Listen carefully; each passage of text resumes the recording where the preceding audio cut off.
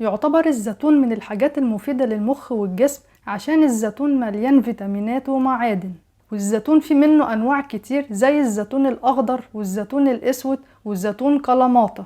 ويعتبر الزيتون الأسمر أكتر فايدة من الزيتون الأخضر عشان بيكون الزيتون الأسمر مليان زيت أكتر. ويعتبر الزيتون الأسمر والأخضر مصدر مهم لفيتامين إيه وفيتامين سي المهم للجسم والبشرة والشعر.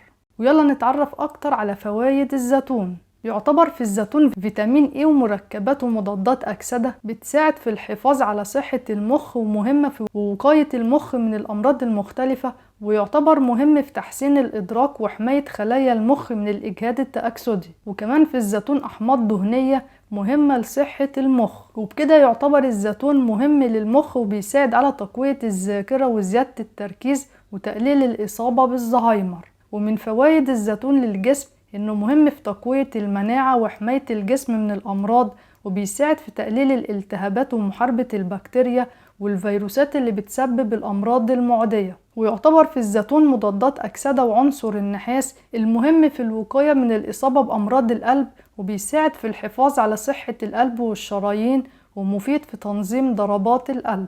وكمان عايزة أقول لكم إن الزيتون مهم في تقليل مستوى السكر في الدم، وبيساعد في الوقاية من الإصابة بمرض السكر عشان في الزيتون دهون أحادية ومركبات مضادة للأكسدة. ويعتبر الزيتون مهم في الحفاظ على صحة العظام، وبيساعد في الوقاية من هشاشة العظام عشان في الزيتون مركبات مفيدة للعظام. ومن فوائد الزيتون إنه مهم في تحسين عمل الجهاز الهضمي، ومفيد في تقليل الإصابة بالتهاب المعدة، وبيساعد في تقليل الوزن الزيادة. وآخر معلومة عن فوائد الزيتون إنه مهم في حماية البشرة والشعر من أضرار الأشعة الفوق البنفسجية، ومهم في ترطيب البشرة والشعر عشان في الزيتون فيتامين إي. ومن ثمر الزيتون بنستخرج زيت الزيتون اللي بنستعمله في الوجبات أو في ماسكات البشرة والشعر أو نعمل بيه مساج للجسم. وكمان ممكن نستفاد من ثمر الزيتون ونستعمل أوراق الزيتون في عمل الوجبات الرئيسية. وأنصحكم بأكل الزيتون بكمية مناسبة في اليوم،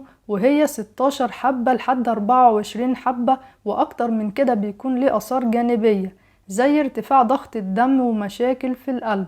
وبكده يبقى احنا عرفنا مع بعض فوائد الزيتون، وأهمها انه بيساعد في تقوية الذاكرة وزيادة التركيز أيام المذاكرة والدراسة بإذن الله. ولو عجبتكم الحلقة اعملوا لايك وشير للحلقة مع أصحابكم عشان يستفادوا، وما تنسوش تشتركوا في القناة وتفعلوا الجرس عشان يوصلكم كل جديد بإذن الله.